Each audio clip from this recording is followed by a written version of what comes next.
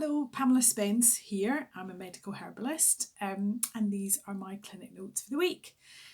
So, this week, it's very much been about the fact that with greater freedom comes some anxiety.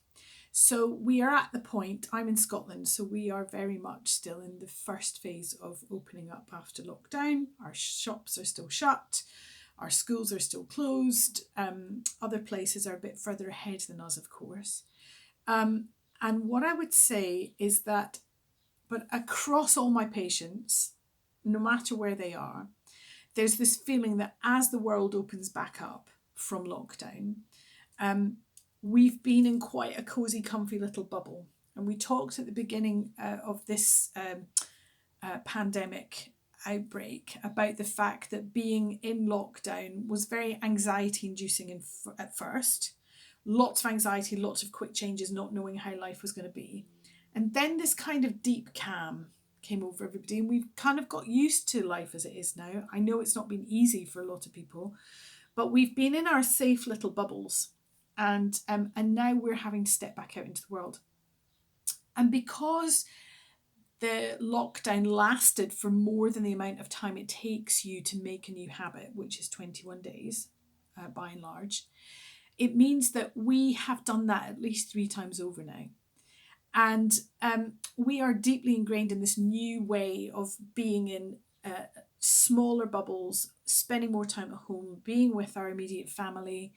And so going back out into the world is not just as if we've been on a 2-week holiday, it's a bit more of a step than that.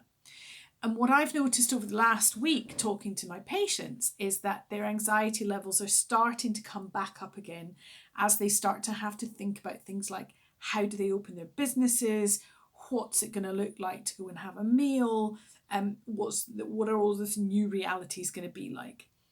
And one of the things you'll know if you've watched my earlier episodes is that anxiety reduces, stress and anxiety has a negative impact on your immunity. So, of course, the other thing that's really important as we step back out into the world is that our immune systems are strong, our bodies are as strong as they can be, and that we're supporting them in all the ways that we can. So this rise in anxiety means that our immunity is going to be slightly impacted. So rather than be worried about that, because of course we all need to get back out into the world, we need to remember that the coronavirus has not disappeared. It is still in the world. It's just that we're going to come into places where it may be more often than we have. So we need to go back to those basics really of supporting ourselves in terms of anxiety. And if you haven't watched the earlier episodes around that, please do. And also supporting our immunity. So a couple of things that we can do. If you're feeling stressed and anxious, rather than reaching for caffeinated drinks and endless cups of tea or coffee, which will just stoke that fire because it releases more adrenaline into the system, reach for something herbal, calming, or at the very least decaffeinated. And I've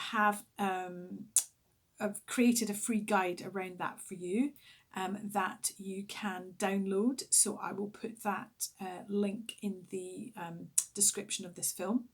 And if you're on YouTube, and if you're watching on Facebook, then I'll put it in the comments below.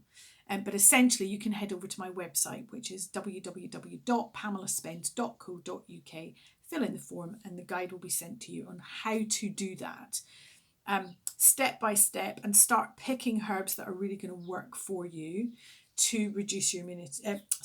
Reduce your immunity? That's not what we want right now. To reduce your anxiety, your stress levels, and that will have in itself a positive impact on immunity. There are also things we can do to improve our immunity. I'm really glad to see that the government has just now got on the ball in terms of vitamin D levels. So we've been talking about this for months now, and they're now taking it seriously, which is great news. Make sure you're getting enough vitamin D and make sure you're getting enough vitamin C, because those are the 2 key things that are going to boost your immunity. And then think about taking things like teas maybe with echinacea in them, or teas that have vitamin C rich herbs like rose hips and berries and stuff like that, so that you can continually top up that level, because vitamin C is water soluble. That means you pee it out every day. What you're not using, you don't store it. So you need a fresh source of vitamin C every day. And there are herbs that you can also take.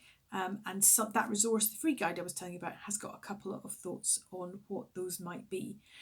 So essentially this week, thinking about going back into the world, think about giving your body what it needs. Plenty of fresh fruit and veg, good rest, vitamin C, vitamin D, zinc if you can get it, although lots of places are still out of stock of zinc.